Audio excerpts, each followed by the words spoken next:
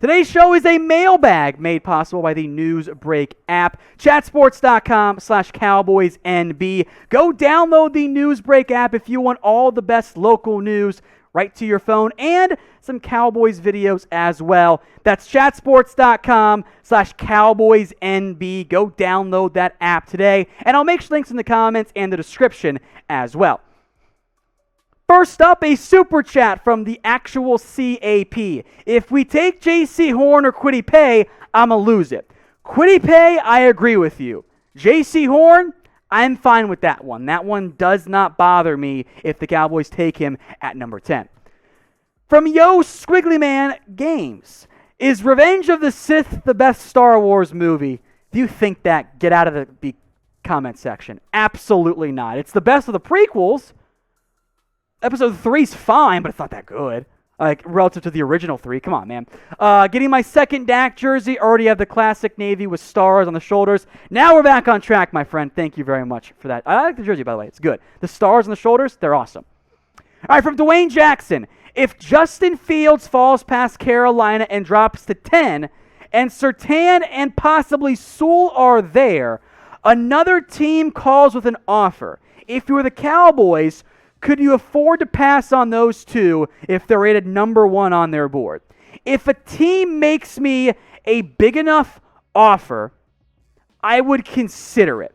I think there would be a quarterback tax there of a team has to make you a major offer. Because if I trade down to, let's say, 15 or 20, probably going to lose both those guys. You got to make me a great offer beyond what the trade value chart says to get me to move down at that point. From Stephen McClain, could the Cowboys get Gilmore in a trade down to 15? If not, how much would they have to add? Well, I don't have a great feel for what Gilmore is in terms of like the value from that perspective.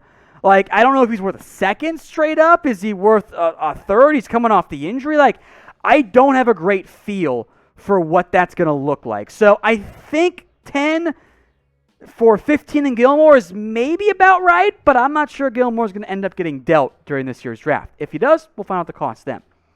From Connor Coppersmith, where would Jaycee Horn rank for corners in last year's cornerback class? So I have a round 1 grade on Jaycee Horn. The only other round 1 grade I had on corners last year was Jeffrey Okudah. I had a round 1.5 grade on Christian Fulton and CJ Henderson.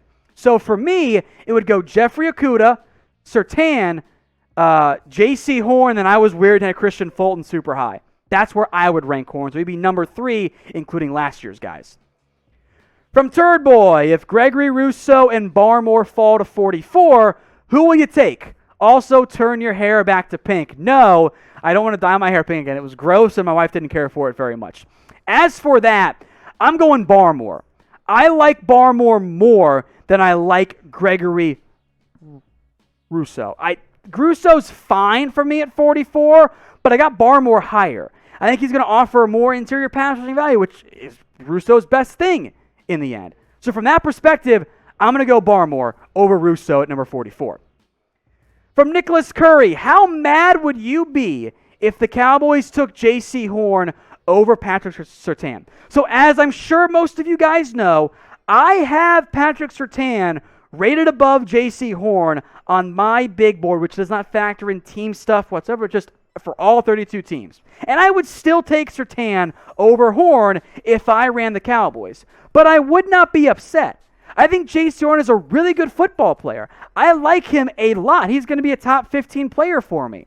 So I would not be mad if the Cowboys took him. And one of the biggest reasons is this defense needs more attitude.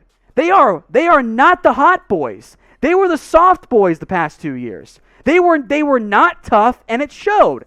Jaycee Horn is a dog in a good way. He is going to jaw with you. He's going to be physical. He will talk trash. If you want someone to help set the tone, adjust the culture a little bit on that side of the ball, Jaycee Horn makes sense there.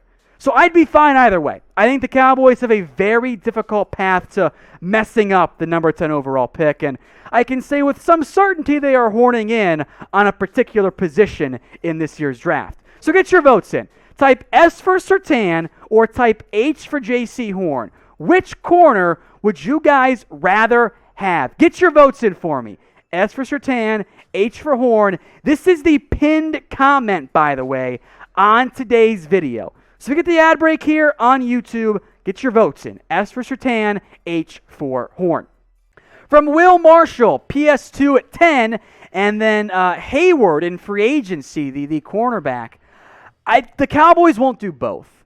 Like, I understand the desire to add Casey Hayward, but you're going to start Trevon Diggs on the outside. You have two nickel options in Anthony Brown and Jordan Lewis. So I don't think the Cowboys would spend big on both a free agent corner and the number 10 overall pick. If they pass on Surtain or Horn at 10, maybe Hayward makes more sense at that point. From Henry Nutsch, I know our linebacking core isn't perfect, but how do you have it ahead of defensive tackle as a need when they couldn't stop practice squad running backs from running all over us? They are both needs. And yes, I have linebacker just ahead of defensive line from that perspective. But the Cowboys did bring in Brett Urban, and they got 4 guys who could make your roster and be core rotation players as things currently sit. At linebacker, you have 3. You have 3 guys who have played NFL snaps. You got 5 at defensive tackle already. So purely from filling out your roster, linebacker takes a little bit more priority from that perspective. And that's including Keanu Neal as a linebacker, by the way. So in terms of getting instant impact help, they're about equal. Linebacker got the edge because the depth is sorely just not there right now for the Dallas Cowboys. From DC Forever, who was the safest offensive pick in the first round for the Cowboys? The only 2 offensive picks, really, I think, is Penei Sewell or Rashawn Slater, because I don't think that Kyle Pitts is going to be there for Dallas. All right, from Grayson Pitts, thoughts on Paris Ford, the safety from Pitt. Undraftable. Tested just absolutely terribly at his pro day. It is, look, if you're going to opt out in the middle of your college football season and you're going to be like, yeah, I'm just going to go pro, okay, I get that. I understand it.